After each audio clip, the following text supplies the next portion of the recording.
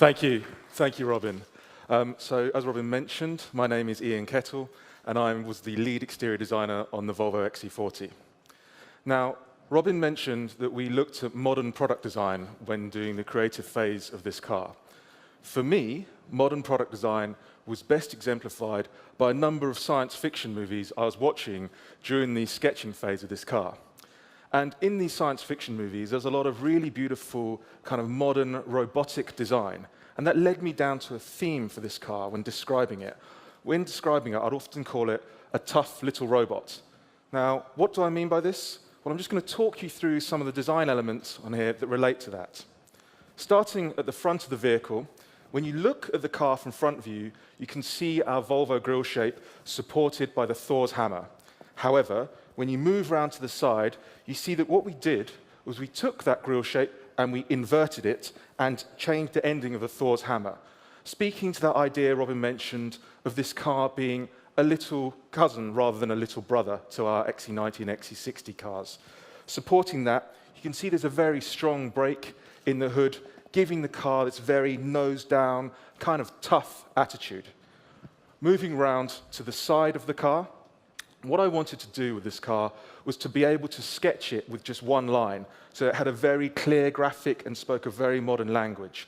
And for me, that one line started here at the base of the A-post, went around the front of the hood, kicked up here, went over the cant rail, came back down, and kicked up under the side glass. The effect of this is to have a car that can be defined in one line, but it also creates these beautifully scalloped sections, both front and rear. The other effect of this, by kicking the lines up here, is that we get rid of a conventional shoulder line. So we have a very full, beautiful, modern section through here, supported again by another scallop shape down below, again speaking this youthful language. Now, from the outset, we wanted color materials design to be very much included in the process and very integral. And that is best exemplified by our contrast roof. Now, this is not just paint slapped on top of the car.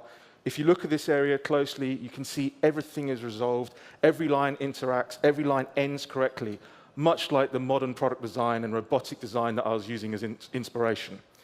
Now, all this talk of product design doesn't mean we'd forgotten how to design a good-looking car.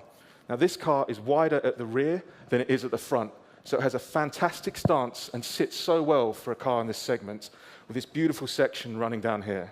Finally, on the exterior, at the rear of the car, you can see we have our classic Volvo vertical lamps. But again, speaking to the idea of this car being a cousin rather than a little brother or sister, the lamp is contained within a single unit, and within that, a very modern graphic and a robotic eye looking out the rear of the car. Now, if we talk just a little bit about the interior, our interior team had the same kind of theme that we did, where they wanted to create a new car, not just a scaled version of our 90 and 60 cars. So yes, we have the SPA screen and SPA play module within this car, but there is a new architecture to the dashboard, made up of 3 distinctive, beautiful islands connected by bridges, very much inspired by the Gothenburg archipelago where this car was designed. Within these bridges, you see the deco pieces are inlaid, and that there's ambient lighting really accentuating the width of this car. This deco piece extends into the door, where we were working again very closely with our color materials designers. Often, you have felt in the door pocket to stop any rattle. In this instance, we wanted the carpet felt to run all the way from the floor up the inside of the door. So that created a beautiful contrast to the rest of the door design, again speaking this graphical product design approach that we did to the rest of the car. Now, we mentioned earlier on that storage was a very important part of this car. Finding smart storage solutions was built into the interior from the outset. And there are a multitude of very, very excellent smart storage solutions throughout the interior. I'm just going to touch on a few of these. Sticking with the door, we removed the bass speaker from the door and put it into the dashboard. The effect of this is you get a much larger door pocket, large enough for laptops, large iPads, multiple bottles of drink, whatever. Within the center tunnel, starting at the rear, the underarm storage is enormous for a car in this segment, large enough to contain a standard-sized tissue box. In front of that sits a waste bin, a removable waste bins for all that junk that you might accumulate in day-to-day lives.